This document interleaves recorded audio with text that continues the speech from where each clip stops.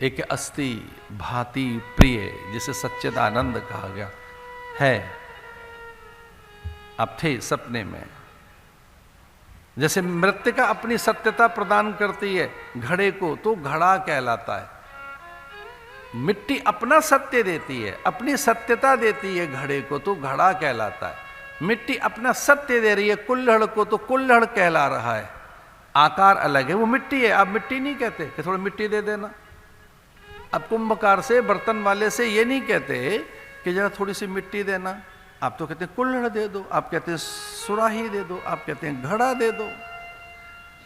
आप ज्वेलर्स के पास, ज्वेलर्स के पास जाकर, जौहरी के पास जाकर ये थोड़ी कहते हैं थोड़ा सोना लेने आए थे। आप तो आभूषण लेने गए हैं, आभूषण मांग रहे हैं और आप सोना नहीं कहते। वैसे ही आकार बिल्कुल भिन्न है, प्रकृति भिन्न है, यहां बदल रही हैं चीजें, हम उसके साक्षी हैं। तो ध्यान से सुनो, यहां सब चीजें बदल रही हैं। व्यक्ति, वस्तु, पदार्थ, दृश्य, घटनाएं, शरीर, सब चीज बदल रही है। तो अपने भी बदल जाएं तो कौन बड़ी बात है। अपने भी बदल जाएं तो उनका रूप, उनकी प्रकृति बदल जाए, स्वभाव बदल जाए, कौन बड़ी बात है। एक जैसे थोड़ी रहेंगे। जब एक जैसी चीजें यहां नहीं है, एक जैसा कुछ भी तो यहां नहीं है, तो लोग भी बदल जाते हैं, उनके स्वभाव बदल जाते हैं, उनकी प्रकृति बदल जाती है, उनके गुण बदल जाते हैं, उनका व्यवहार बदल जाता है, उनकी भावनाएं बदल जाती हैं। वो एक जैसे नहीं रहते। हाँ, हम इस सब के साक्षी हैं, हम सब इसके गवाह हैं कि ये है। यही बोध कराने के लिए कि वो चप्पे चप्पे में, हर जगह, हर कण में है, उतना ही सामर्थ्यवान है। अडोरियान महतो मयान हरि सर्वेषु भूतेषु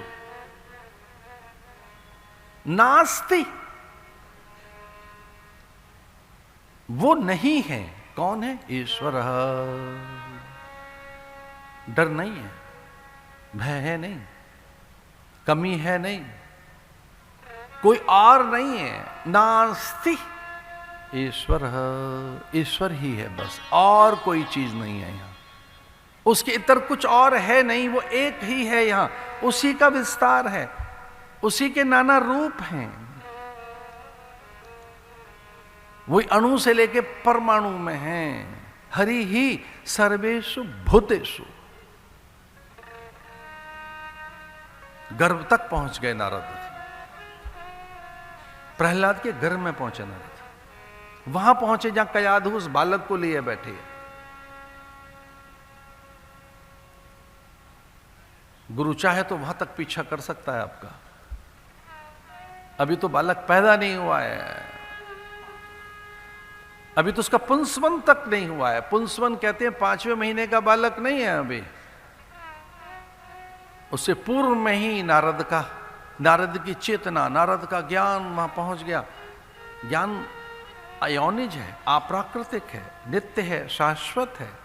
ज्ञान जैसे कपास प्रकट हो रही है, उसमें वो जो कॉन्शियसनेस है, जौ, मटर, चना, गन्ना, करेला, साग भाजी में एक उनकी अपनी एक मूल चेतना है, वो ऐसे ही प्रकट हो जाती है। उसको ज्ञान है कि मुझे करेला बनना है, कड़वा होना है, मुझे गन्ना बनना है, मीठा बनना है, मुझे बेर रहना है, तरबूज नहीं होना है, बस यहीं तक रहना है। बेर माने छोटा ही रहना है मुझे।